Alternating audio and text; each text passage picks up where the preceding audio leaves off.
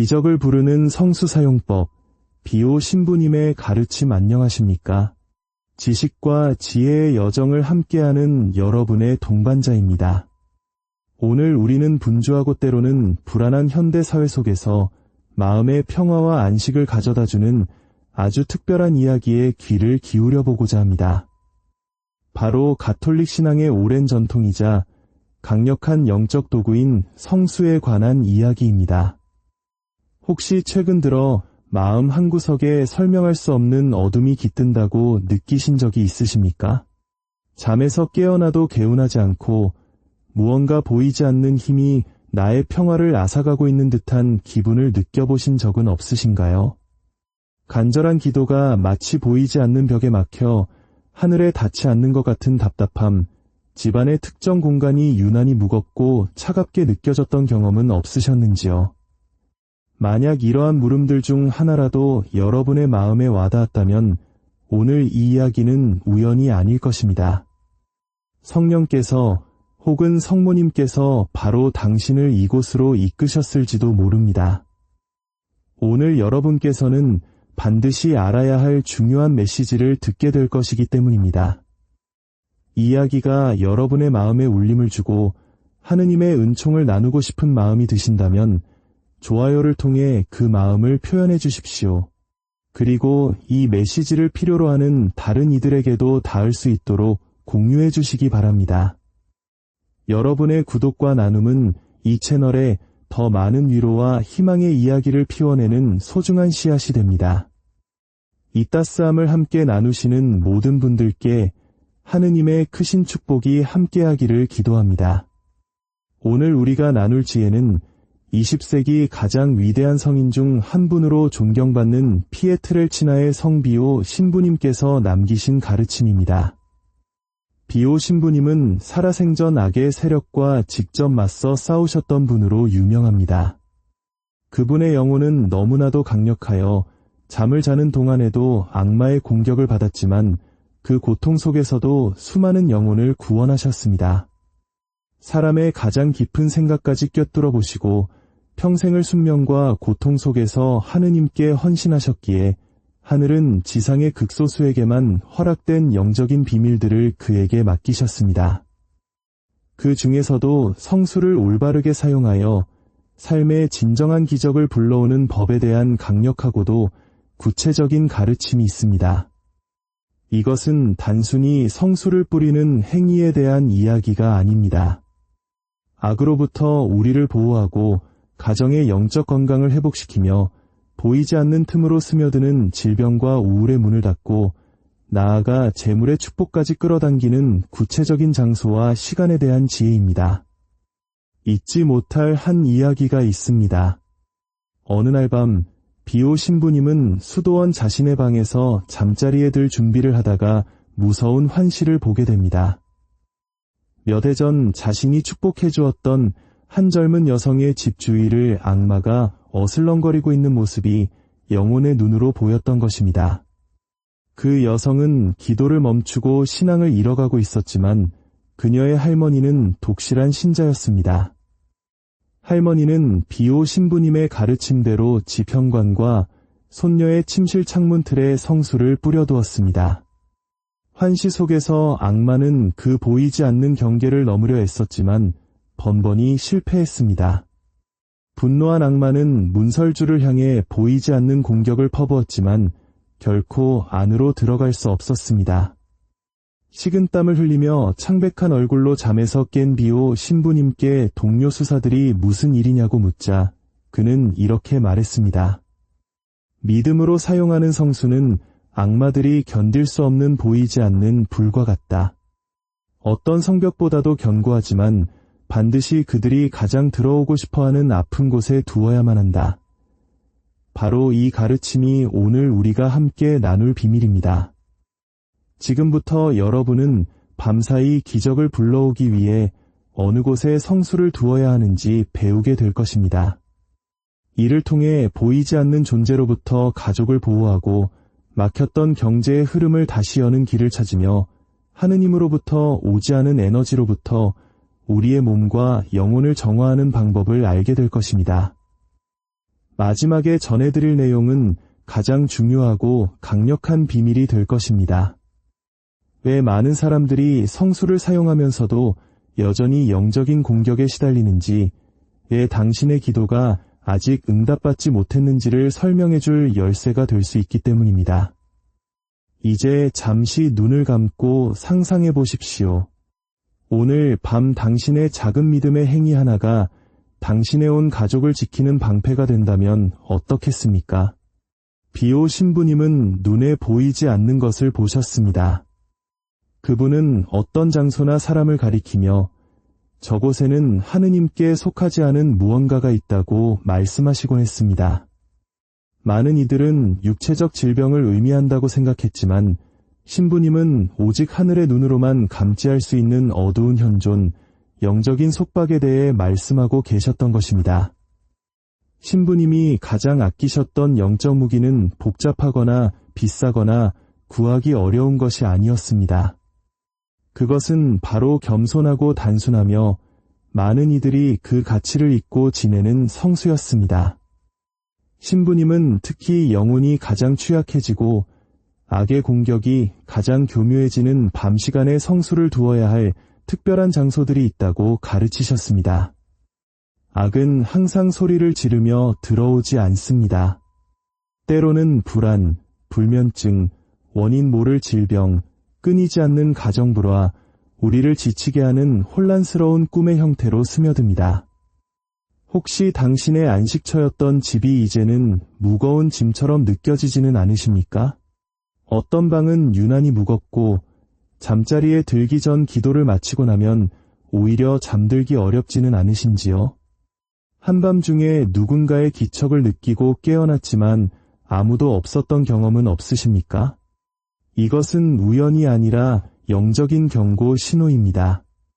비오 신부님은 성수가 부적이 아니라 강력한 준성사임을 강조하셨습니다. 성수는 보이지 않는 힘을 지녔다. 믿음을 가지고 성수가 닿는 곳에서 악은 물러간다. 이제 비오 신부님께서 가르치신 기적을 부르는 성수의 비밀 장소들을 하나씩 알려드리겠습니다. 몇몇 장소는 여러분을 놀라게 할지도 모릅니다. 이것은 미신이 아닌 영적 전쟁이며 모든 전쟁에서 그러하듯 반드시 먼저 지켜야 할 전략적 요충지가 있는 법입니다. 첫째, 집의 현관문입니다. 비오 신부님은 악마는 창문으로 들어오지 않는다. 그는 우리가 문 앞에서 내리는 결정을 통해 들어온다. 고 말씀하셨습니다. 매일 밤 잠들기 직전 가장 먼저 성수로 축복해야 할 곳은 바로 집의 정문, 현관입니다.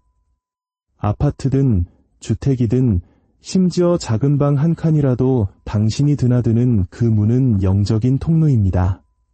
그곳을 통해 사람뿐만 아니라 에너지, 말, 보이지 않는 현존들이 오고 가기 때문입니다. 현관문에 성수를 뿌리는 것은 이 문턱이 하느님께 속해 있음을 선포하는 행위입니다. 이 공간을 봉인하여 누군가를 따라 들어온 어두운 그림자가 당신 가족의 성역 안으로 들어오는 것을 막는 것입니다. 이 작은 실천만으로도 가정의 다툼이 줄고 악몽에 시달리던 아이들이 평화를 찾았다는 증언이 많습니다. 둘째, 창문 틀입니다.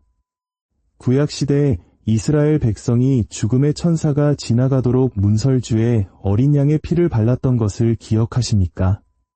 비오 신부님은 이와 유사한 현대적 실천을 가르치셨습니다. 바로 창문 틀, 특히 침대 가까이에 있거나 길가로 난 창문에 성수를 뿌리는 것입니다. 창문은 집의 눈과도 같아서 밖을 볼 수 있듯 밖에서도 안을 들여다볼 수 있습니다. 창문을 통해 빛만 들어오는 것이 아니라 세상의 속삭임도 함께 들어온다고 하셨습니다. 창문에 성수를 뿌림으로써 우리는 영적인 대기를 정화하고 악한 세력이 우리를 엿보거나 영향을 미치는 것을 막을 수 있습니다. 셋째, 가족들의 베개입니다. 이것은 비오 신부님과 함께 살았던 이들의 기록에 따르면 그가 많은 어머니들에게 권했던 조용한 실천법이었습니다. 영혼은 기도할 때 자신을 방어하지만 잠들었을 때는 무방비 상태가 된다. 그렇기에 자녀의 베개를 축복하는 어머니는 침묵 속에서도 기도하는 것이다. 매일 밤 자녀, 배우자, 혹은 당신의 집에 함께 잠드는 이들의 베개에 성수를 뿌리십시오. 성수를 묻힌 손가락으로 조용히 십자성호를 긋고 기도하는 것만으로도 공격과 악몽, 억압이 없는 평화로운 밤을 선물할 수 있습니다. 넷째, 집안의 거울입니다. 이 가르침은 논란의 여지가 있었지만 그만큼 강력합니다. 비오 신부님은 어떤 사물들은 그 자체로 악하지는 않지만 축성되지 않으면 영적인 통로 역할을 할 수 있다고 경고하셨습니다. 거울이 그 중 하나입니다. 밤에 거울 앞에서 불편함을 느낀 적이 있으십니까? 원치 않는 무언가가 비칠까 두려워 거울을 피한 적은 없으신가요? 비오 신부님은 비추는 모든 것은 끌어당길 수도 있다. 그러니 축복하라고 말씀하셨습니다. 잠들기 전 각 거울의 중앙의 성수로 작은 십자성호를 그으십시오. 이 행위는 허영심이나 산만함, 혹은 거울 앞에서 행해진 생각이나 말을 통해 들어왔을지 모를 영적 오염의 영향을 차단합니다. 이것은 미신이 아닌 영적인 지혜입니다. 다섯째, 어두운 구석과 벽의 가장자리입니다. 아무도 청소하지 않고 기도하지 않는 곳, 먼지가 쌓이는 곳은 영적으로도 방치된 공간이 될 수 있습니다. 비오 신부님은 이를 영혼의 구석이라 부르셨습니다. 집안의 특정 구석에서 분위기가 다르게 느껴지거나 식물이 잘 자라지 않거나 물건이 이유 없이 떨어지는 것을 본 적이 있으십니까? 신부님의 조언은 명확했습니다. 어둠이 있는 곳에 성수와 빛을 두어라. 믿음을 가지고 벽의 가장자리, 익힌 벽장, 집안의 구석구석에 성수를 뿌리십시오. 이 주간 영적 청소를 시작했을 때 설명할 수 없는 해방을 경험했다는 증언들이 많이 있습니다. 여섯째, 개인적인 소지품입니다. 지갑, 열쇠, 휴대폰 등. 이것은 더욱 미묘하지만 깊은 효과를 지닌 방법입니다. 비오 신부님은 악이 우리가 가장 많이 사용하는 물건들에도 손을 댄다고 가르치셨습니다. 돈, 서류, 자동차 열쇠, 휴대폰 등 이 모든 것들이 축복받지 않으면 통로가 될 수 있습니다. 잠들기 전 당신의 지갑이나 열쇠에 성수 한 방울을 떨어뜨리며 이렇게 선포하십시오. 내 손에 있는 모든 것은 하느님께 속해 있습니다. 어떤 악도 이곳에서 번성하지 못할 것입니다. 신부님은 당신이 사용하는 것을 축복할 때 당신은 그것을 보호할 뿐만 아니라 봉헌하는 것이다. 그리고 그 봉헌이 기적을 끌어당긴다. 고 말씀하셨습니다. 그리고 마지막, 가장 강력한 비밀입니다.